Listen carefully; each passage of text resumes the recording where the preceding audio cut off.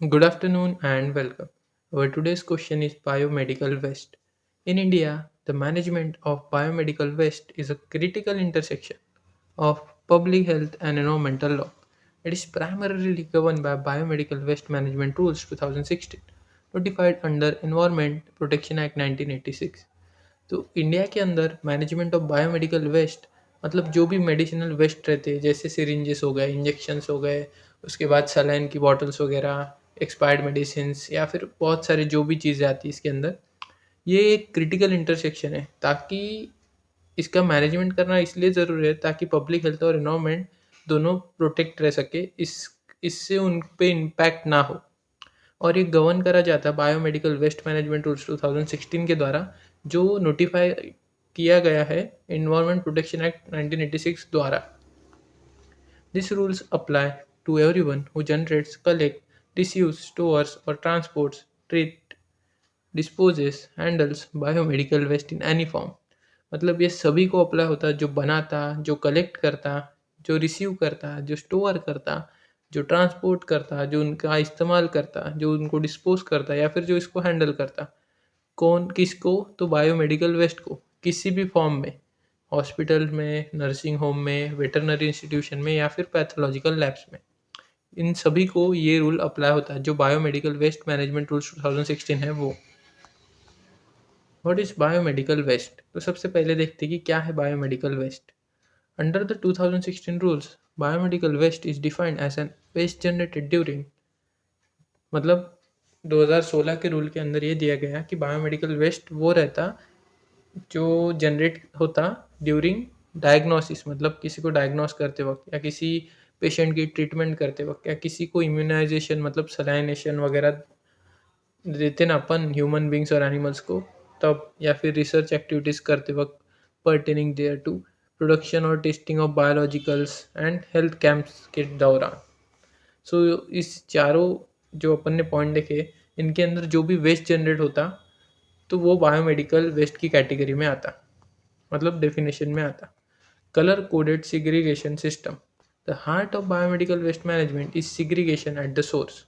The law mandates a strict color coding system to ensure different types of waste are treated appropriately।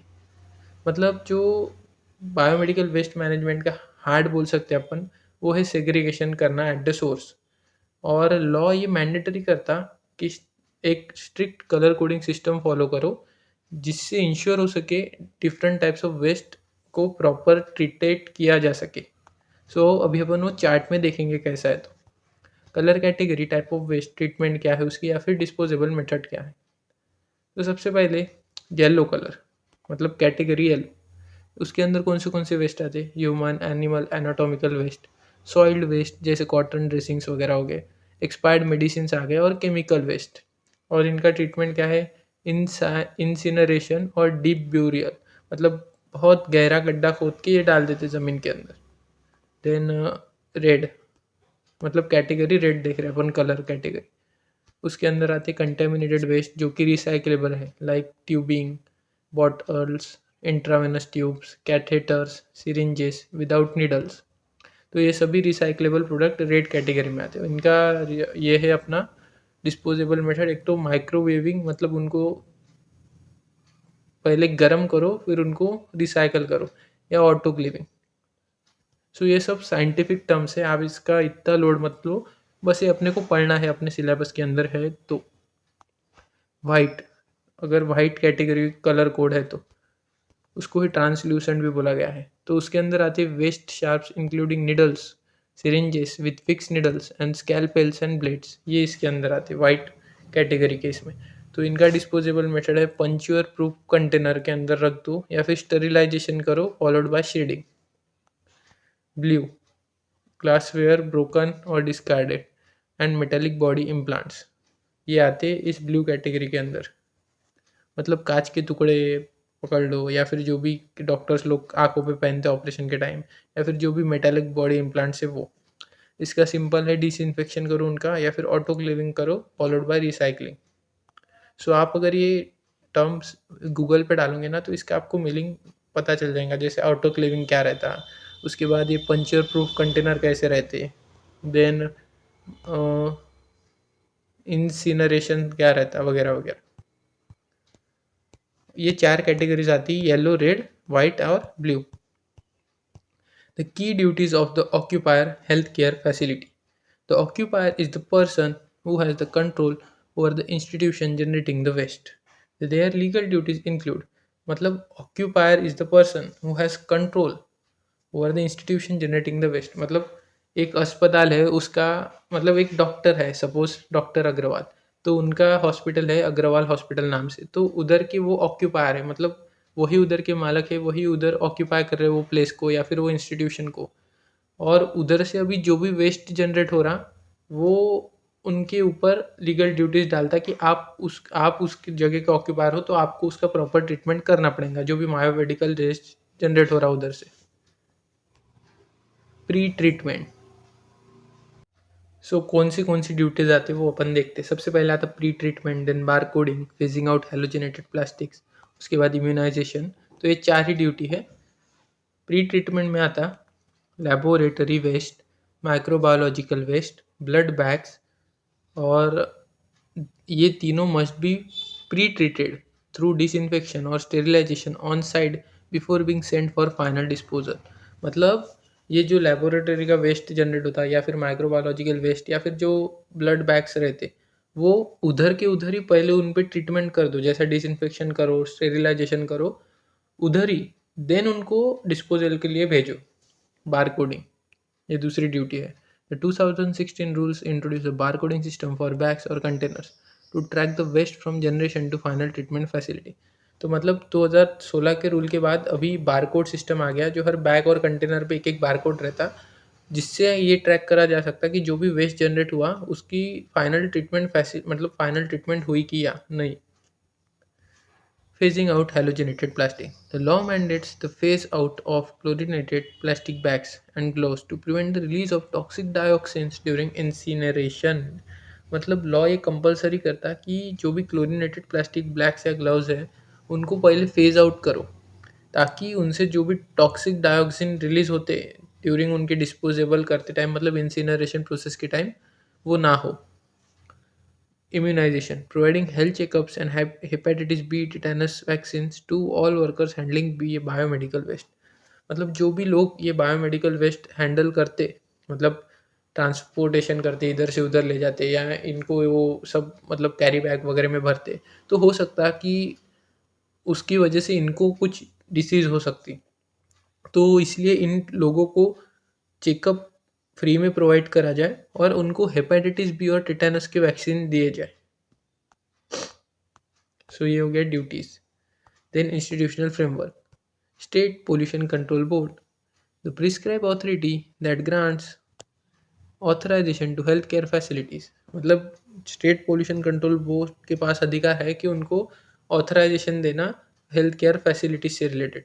They monitor compliance and review annual reports. वो पूरा ये सब देखते कि कैसा वो चल रहा पूरी फैसिलिटीज़, और कैसे वो बायोमेडिकल वेस्ट जनरेट हो रहा उसका वो ये कर रहे हैं डिस्पोजल, और ये पूरा एनुअल रिपोर्ट रिव्यू करते उनका, मतलब कितना उन्होंने इस्तेमाल करा, वो कैसे कैसे डिस्पोजल करा, ऐसा वगैरह सब वो रिव्यू करते। Common biomedical waste treatment facility. Small clinics that cannot afford expensive incinerators are legally required to hand over their waste to this authorized central facility। मतलब common biomedical waste treatment facilities बनाई गई।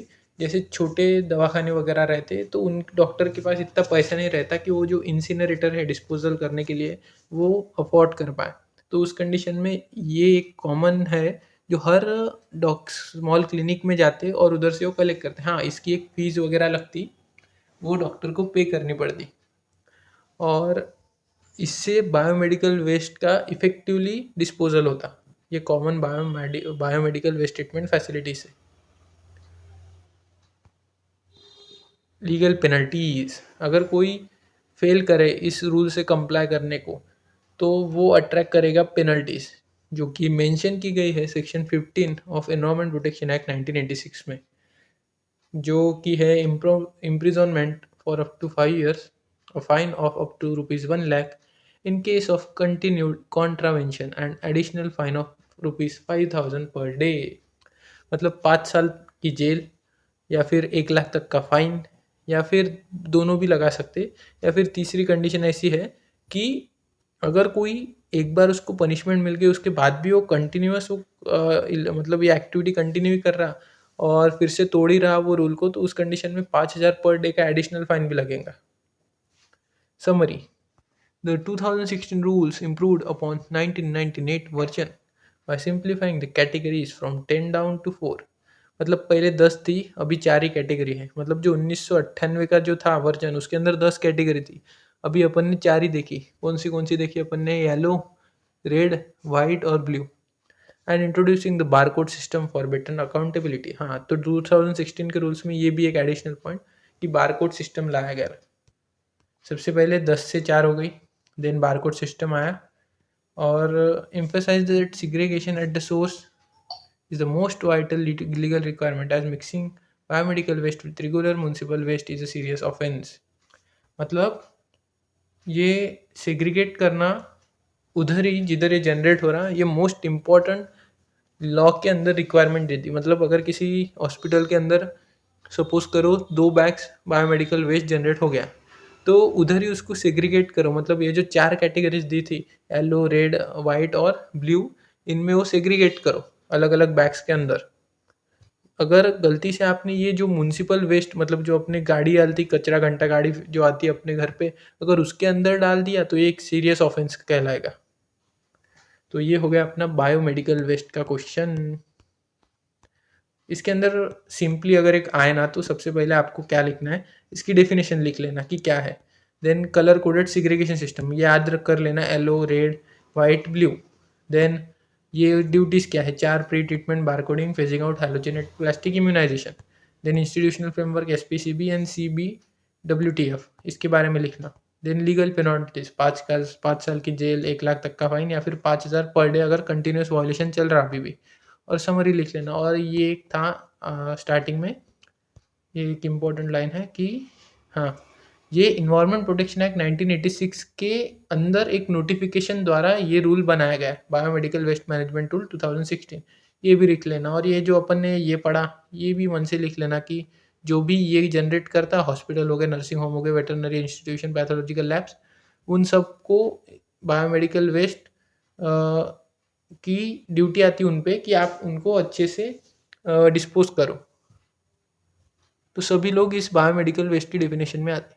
सो ये हो गया अपना video इधर and.